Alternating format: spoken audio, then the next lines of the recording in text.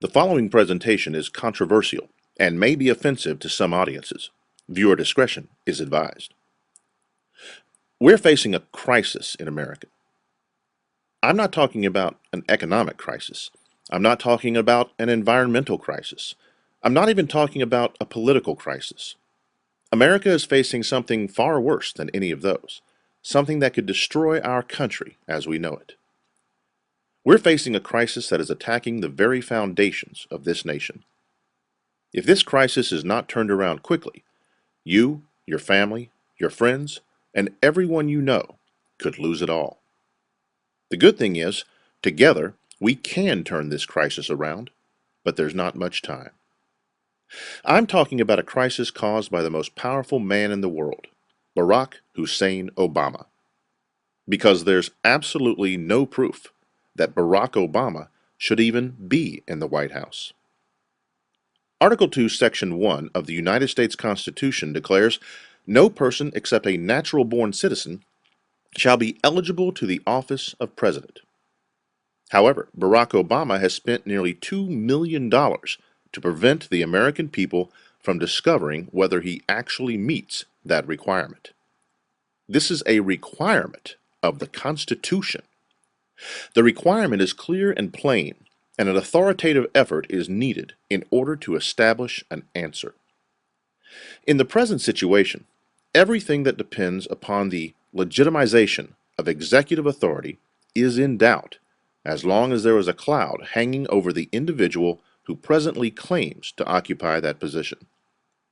At this time, there is no way that anyone could know the answer to whether or not Barack Obama meets the constitutional eligibility requirements, because the full evidence that is needed in order to make a judgment about that has not been made available. The public hasn't been given access to the full evidence that would allow us to come to a conclusion, and we have a right to that evidence. The self-appointed members of the ruling class in America have said, "You don't have standing to know whether the candidate we're offering you is actually qualified under the Constitution." It's an absurd notion that members of the sovereign body of the people, going into the voting booth to vote for President of the United States, don't have standing to ask whether the individual they're voting for is qualified under their Constitution, spoken in their voice, exercised in their authority, in order to guarantee that their elections will be done with integrity. But, we're told, Barack Obama has shown us his birth certificate. First of all, when it was posted on his campaign website. Wrong. The manipulative media and others who dismissed the demand for an investigation for a long time relied for evidence on a facsimile of a State of Hawaii certification of live birth published on the internet, which looks like this. But that digital graphic is not the standard required long-form birth certificate that actually proves one is a natural-born citizen. For example, Barack Obama's digital certification of live birth contained no facts that indicate the place of birth. Many people don't realize that Hawaiian certifications of live birth, similar to the one released by Obama, have been known to be issued for births taking place outside the United States. The true birth certificate would look more like this actual Hawaiian birth certificate from 1963, the same era as Obama's birth, which, while redacted, includes detailed information documenting a birth, including the name of the birth hospital and the attending physician. Forensic document experts have testified in sworn affidavits, like this one, that it's impossible to determine eligibility based on this widely circulated certification of live birth, and that the only way to determine Barack Hussein Obama's natural-born citizenship status was to retrieve and release the long-sealed certificate of live birth. But now, after so many years of trying to hide it, Barack Obama has finally released his official long-form birth certificate. So now, we can all put this controversy aside, right? Wrong again. Because now, forensic experts have examined this new birth certificate and have proven that it's a forgery, most likely altered extensively using Photoshop. But what if it's not a forgery? What if it wasn't altered in something like Photoshop? Then it proves that Barack Obama is not eligible to be President of the United States. Because even if he was born on U.S. soil, Obama has no claim to U.S. citizenship at birth because his mother, married to a foreign national, was not of age under the law to transmit citizenship by blood. That's right, the document released by Barack Hussein Obama proves that he is not eligible under the U.S. Constitution and current law when he was born. Why does this even matter? Because if Barack Obama is not constitutionally qualified to be President of the United States, then everything that has taken place politically, militarily, and economically since January of 2009, when he was seated in the Oval Office, is null and void. I hope you understand how this is truly a crisis in the making. For example, the Constitution requires all government officials at both the state and national level to swear an oath that obliges them to uphold the Constitution. Should all or most of those officials neglect to fulfill this obligation, by that fact alone, the Constitution's authority is undone. Only one issue in our political life today confronts us with the spectacle of such wholesale dereliction of duty, failure to substantiate that Barack Obama satisfies the Constitution's plainly stated eligibility requirements for the office of President of the United States. Can there be an issue more vital to the people of the United States than the overthrow of the Constitution that embodies their authority to govern themselves? Herein lies the nub of every commissioned officer now serving in the U.S. military.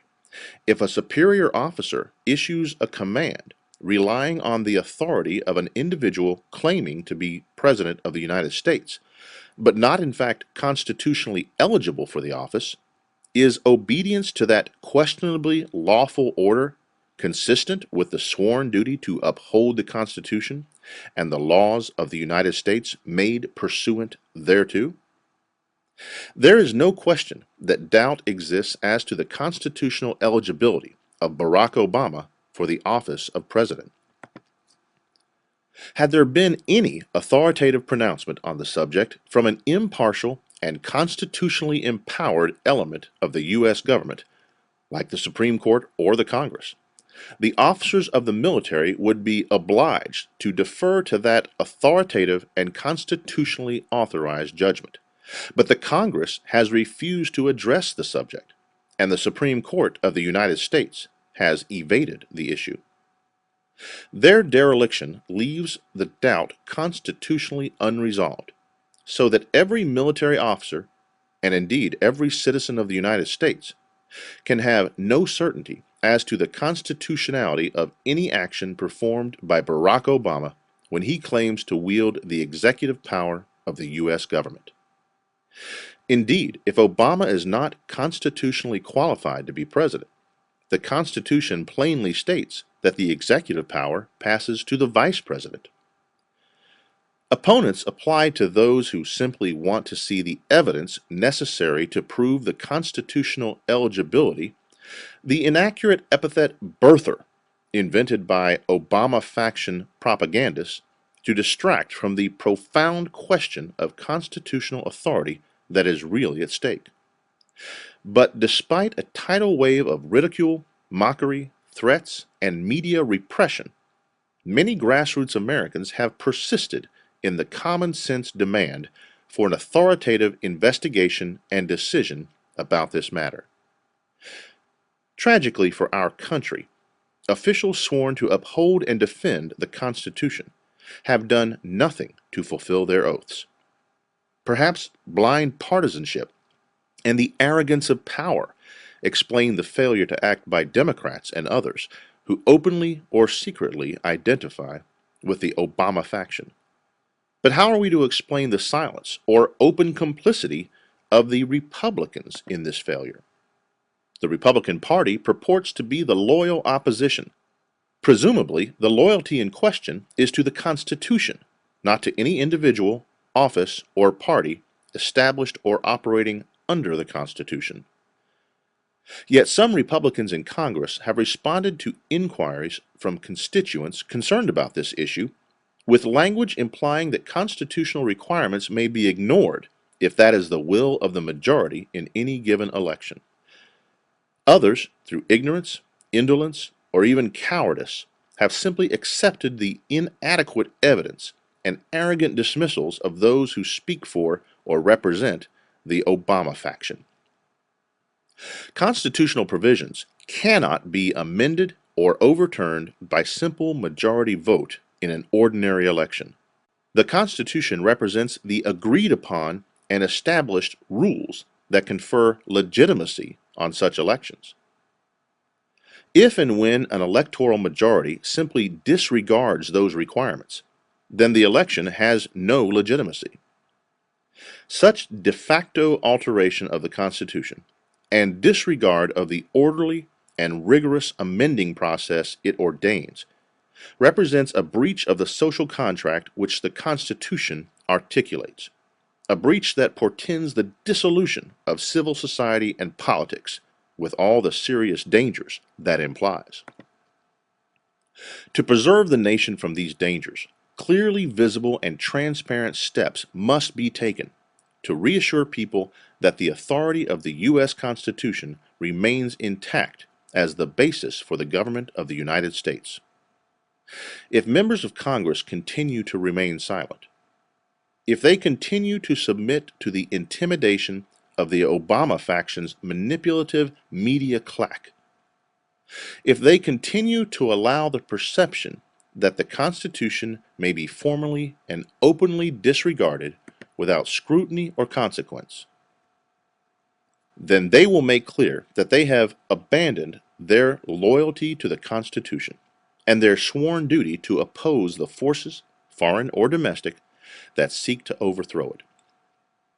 As one body, the members serving in both the House and the Senate must rise to demand that the facts with regard to Obama's constitutional eligibility for office be investigated, that the resulting evidence be carefully weighed, and that by a process open to public scrutiny, a fair decision be rendered. I believe that, for the sake of the Constitution, which secures the peace and unity of our nation, Americans will accept and abide by the result of such a process. However, without it, no other decisions nor actions by the U.S. government in these increasingly momentous times will be free of the taint of illegitimacy and coercion. For the survival of the constitutional republic, the Democrats should put aside their power-hungry partisanship, and Republicans should have the courage to live up to their name. Because, seriously, why would anyone want to engage in delay tactics for years to prevent the release of their actual long-form birth certificate?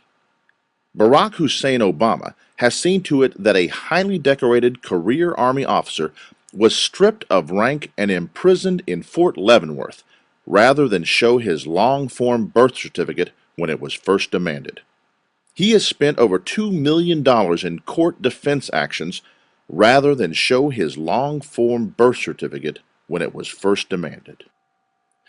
Besides Obama's actual birth documentation, the president has refused to release his Hawaiian school records, Occidental College records, Columbia University records, Columbia thesis, Harvard Law School records, Harvard Law Review articles, scholarly articles from the University of Chicago, passport, medical records, files from his years as an Illinois state senator, Illinois State Bar Association records, baptism records, and his adoption records. He has deployed highest-level Department of Justice attorneys rather than uncover his records, attorneys subsidized by the very citizens and taxpayers who want to know who he really is and where he was born. What is he hiding? His secrecy and the collaboration of the media and elites to conceal his past are unprecedented in American history. The cover-up must stop. The time is now to end this constitutional crisis before our constitutional republic is torn to shreds by it. But the only ones who can do this are we the people. You need to take action. Please, take action today. Thank you.